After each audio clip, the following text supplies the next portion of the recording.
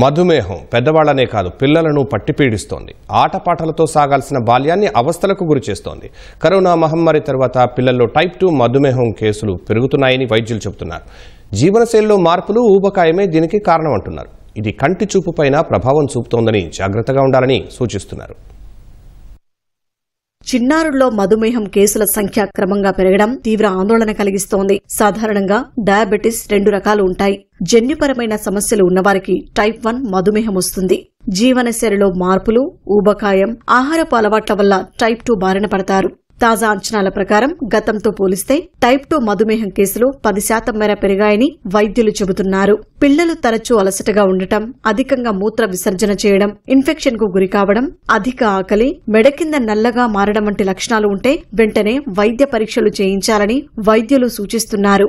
ఇంతకు ముందు గనక మనం తీసుకుంటే పిల్లల్లో డయాబెటీస్ వచ్చిందనగానే టైప్ 1 డయాబెటీస్ అని అనుకునేవాళ్ళు. ఇప్పుడు కూడా చాలా మంది అలాగే ఫస్ట్ డయాగ్నోసిస్ టైప్ 1 డయాబెటీస్ అనుకుంటారు. కానీ మనం ఇప్పుడు చూసుకుంటే గనక మా దగ్గరికి 5 years పిల్లలు, 7 years పిల్లలు, 9 years, 10 years లోపల వాళ్ళు కూడా టైప్ 2 డయాబెటీస్ తో వస్తున్నారు. పిల్లల్లో ఉబకాయం పెరగడం వల్ల అది మెయిన్ రీజన్. నెక్స్ట్ దాని వెనకాల ఉన్న కారణం ఏంటంటే మనం తినే ఫుడ్స్ ఈ junk foods, proper life style. పిల్లలు ఎంతమంది బయటికి వెళ్ళి ఆడుకుంటున్నారు ఈ రోజుల్లో, వాళ్ళు తినే ఫుడ్ ఎంత మంచి ఫుడ్ ఉంటుంది. అండ్ స్లీప్, పిల్లలు ఇప్పుడు ఎంతమంది 10 లోపల పడుకుంటున్నారు. చాలా మంది స్లీప్ సైకిల్ అనేది డిస్టర్బ్ అయిపోతుంది. లైఫ్ స్టైల్ మారిపోవడం వల్ల టైప్ 2 డయాబెటీస్ అనేది పిల్లల్లో చాలా అధికంగా వస్తుంది. ఇంతకు ముందు లాగా చురుగ్గా లేకుండా త్వరగా అలసిపోవడం, వాళ్ళు ఎక్కువగా యూరినేషన్ కి వెళ్ళడం, ఎంత తిన్నా కూడా మళ్ళీ ఆకలి అనిపించడం. డయాబెటీస్ కంట్రోల్లో లేకపోతే పిల్లలు ఎదుగుదల దెబ్బతింటది. వాళ్ళ కాన్సన్ట్రేషన్ చదువుల్లో కూడా వెనకాల పడతారు. ప్యూబర్టీ ఏదైతే ఉంటుందో దానిలో కూడా ప్రాబ్లమ్స్ వస్తాయి, టైం కి జరగవు. కోవిడ్ దాని తర్వాత నుంచి పిల్లల్లో టైప్ 2 డయాబెటీస్ అంటే ఊబకాయం వల్ల వచ్చే డయాబెటీస్ 10% వరకు పెరిగింది. ప్రతి 100 మంది పిల్లల్లో 10 మంది వరకు ఊబకాయం బారిన పడి వాళ్ళకి త్వరగా డయాబెటీస్ వచ్చే సూచనలు కూడా కనిపిస్తున్నాయి. ఊబకాయం వల్ల వచ్చే డయాబెటీస్ ఏదైతే ఉంటుందో చిన్న పిల్లల్లో కూడా అది 100% రివర్సిబుల్ గానే ఉంటుంది. ఎక్కడో ఒకసారి జన్యు లోపం వల్ల వచ్చే డయాబెటీస్ అయితే కానీ అది రివర్స్ అవ్వదు.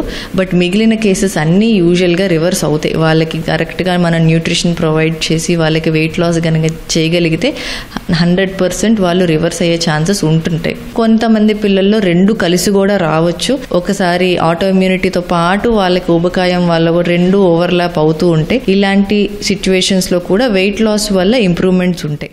మధుమేహం ఉన్న 100 మంది చిన్నారుల్లో 20 మందికి కంటి సమస్యలు వచ్చే అవకాశాలు ఉన్నాయని వైద్యులు చెబుతున్నారు. పిల్లల ఆరోగ్యంలో మార్పు వస్తే వెంటనే వైద్య పరీక్షలు చేయించాలని సూచిస్తున్నారు.